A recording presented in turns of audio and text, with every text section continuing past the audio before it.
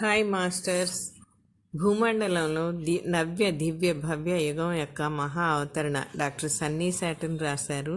పని మరి విశ్రాంతి అంటున్నారు. కార్యాలయం మరి పాలనా కార్యం. ఇప్పుడు ఏ కార్యాలయంలోనైనా ఉండే వాతావరణాన్ని పరిశీలిద్దాం. ప్రధానంగా డిజైనింగ్ పనిని చేపట్టే కొద్ది మందిని మినహాయిస్తే దాదాపు మిగిలిన ప్రతి కార్యాలయపు ఉద్యోగంలోనూ పుస్తకాలలో నమోదు చేసి ఉంచడం, దస్తావేజులతో పనిచేయడం లేదా లెక్కలు వ్రాయడం లాంటి పనులను ఎక్కువగా చేయాల్సి వస్తుంది. ఈ ఉద్యోగాల్లో దాదాపు 80% పూర్తిగా వాటంతట అవే జరిగిపోయేలా ఏర్పాటు చేయటం వలన చాలామంది ఉద్యోగస్తుల సమయంలో చాలా భాగం ఖాళీ అవుతుంది.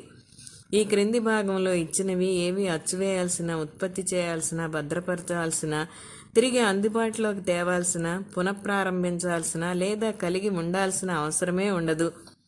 అమ్మిన సరుకుల, చేసిన పనుల జాబితాలు, ఇన్వాయిసెస్, పాస్పోర్ట్లు, పేచెక్కులు, బ్యాంక్ స్టేట్మెంట్లు, నగదు రసీదులు, డ్రైవర్ లైసెన్సులు, చెక్బుక్లు, క్రెడిట్ కార్డు స్టేట్మెంట్లు, యుటిలిటీ బిల్స్, ట్యాక్స్ స్టేట్మెంట్స్, ఆర్థిక నివేదికలు, ఆస్తుల దస్తావేజులు, పాఠశాలల నివేదికలు. ఈ జాబితా సుదీర్ఘంగా కొనసాగుతుంది. మౌలికంగా ఏ విధమైన కాగితపు ఉత్పత్తుల అవసరమైన అతి తక్కువగా ఉంటుంది. కాగితపు పుస్తకాలు మాత్రం మినహాయించబడతాయి. ఎందుకంటే దాదాపు అన్నీ ఎలక్ట్రానికల్గా ఉత్పన్నమవుతాయి. లావాదేవీలు ఆ విధంగానే జరుగుతాయి. అంతేకాకుండా అకౌంటెంట్ల అవసరం ఏమాత్రం ఉండదు. ఒకసారి లావాదేవీలన్నీ ఎలక్ట్రానికల్గా చోటు చేసుకోవడం మొదలైతే అవసరమైన లెక్కలన్నీ కంప్యూటర్ వ్యవస్థ తనంతట తాను చేసుకుపోతుంది. అన్ని ప్రాంతాల్లోనూ ఒకే విధమైన గణక వ్యవస్థ ఉండటంతో అనేక సంస్థల దగ్గర నివేదికలను సమర్పించాల్సిన అవసరం లేకపోవడంతో అవసరమైన నివేదికలన్నీ వాటంతట అవే కంప్యూటర్ ద్వారా ఉత్పన్నమవడం, సమర్పించబడటం జరుగుతాయి. ఈ విధంగా జరగటం వలన ఆదా అయ్యే పని మరియు వనరుల గురించి ఆలోచించండి. ఉత్పాదక వ్యవస్థలు. మనం ఇప్పుడు ఉత్పాదక పరిశ్రమల వైపు దృష్టి సారిద్దాం. 4వ తలంలో పరిశ్రమలు అతి ఎక్కువగా వాటంతట అవే పనిచేసేలా ఉంటాయి. పరిశ్రమలో పనిచేయడానికి చాలా తక్కువ మంది అవసరం ఉంటుంది.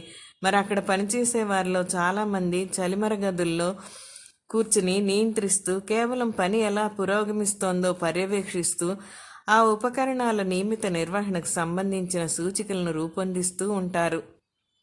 సరికొత్త ఆర్డర్లను మరియు ఉత్పాదక అవసరాలకు సంబంధించిన వాటిని డౌన్లోడ్ చేసుకోవడానికి కంప్యూటర్ నెట్వర్క్కు అనుసంధానించిన యంత్రాలతో ఉత్పాదక పరిశ్రమ భౌగోళికంగా అన్ని ప్రాంతాలకు బాగా విస్తరించి ఉంటుంది.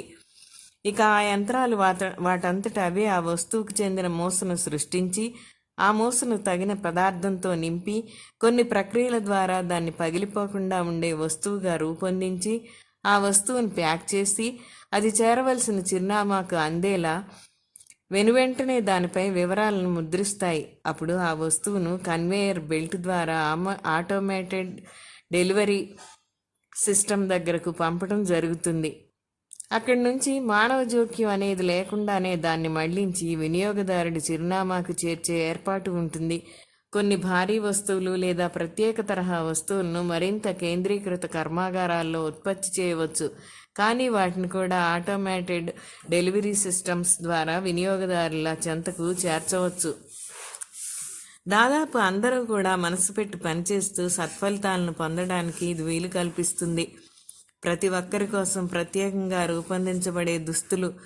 మీకు దుస్తులు కావాలని అనుకున్నప్పుడు మీరు దారిలో ఉన్న ఏ దర్జీ దుకాణం దగ్గరైనా ఆగవచ్చు. ఈ దర్జీ కేవలం దుస్తుల ఆర్డర్లను మాత్రమే తీసుకుంటాడు.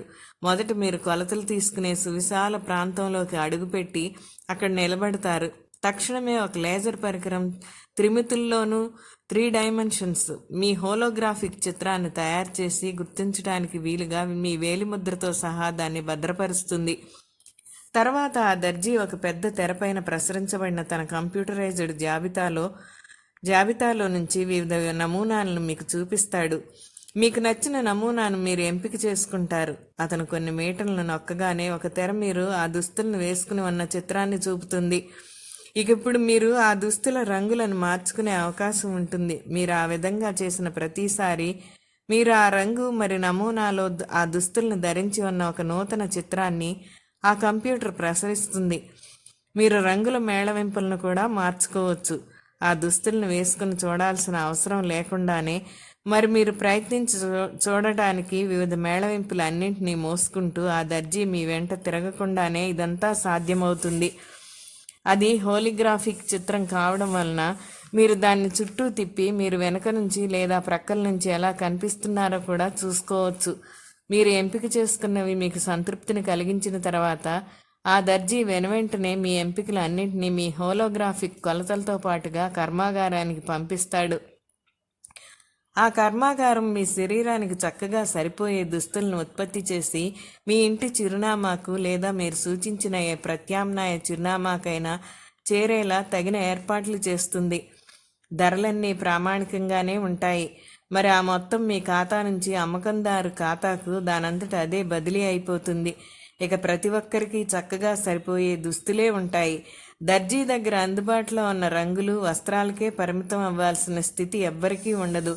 పంపిణీ వ్యవస్థలు, ఉత్పాదక వ్యవస్థలతో కలగలిసి ఉండే పంపిణీ వ్యవస్థల వైపు ఇప్పుడు మనం సంక్లిష్టంగా దృష్టి సారిద్దాం. ఒక కర్మాగారానికి రూపకల్పన చేసిన ప్రతిసారి దానిలో పంపిణీ వ్యవస్థ కూడా కలిపి ఉంటుంది. ప్రతి ఇంటికి మరి ప్రతి భవనానికి నీటిని సరఫరా చేసే మన ప్రస్తుత వ్యవస్థల గురించి ఆలోచించండి. నిర్మాణంలో భాగంగానే ఏర్పాటు చేసిన నీటి గొట్టాలు మనకు ఉన్నాయి. అనేక మూలాల నుంచి దానికి నీరు అందుతూ ఉంటుంది. మరి వివిధ చిరునామాల్లోని కోట్లాది పంపుల ద్వారా బయటకు వస్తూ ఉంటుంది. ఇప్పుడు అదే భావనను దృష్టిలో ఉంచుకొని ఆ గొట్టాల స్థానంలో సొరంగాలను ఊహించుకొని వాటి ద్వారా వస్తువులు తీవ్ర వేగంతో వెళ్ళగలగటం, మరి ఆ గొట్టాలు కలుసుకునే చోట వాటంతటా అవే పనిచేసే కొన్ని మీటర్లతో ఒక ఏర్పాటు ఉన్నట్లు భావించండి.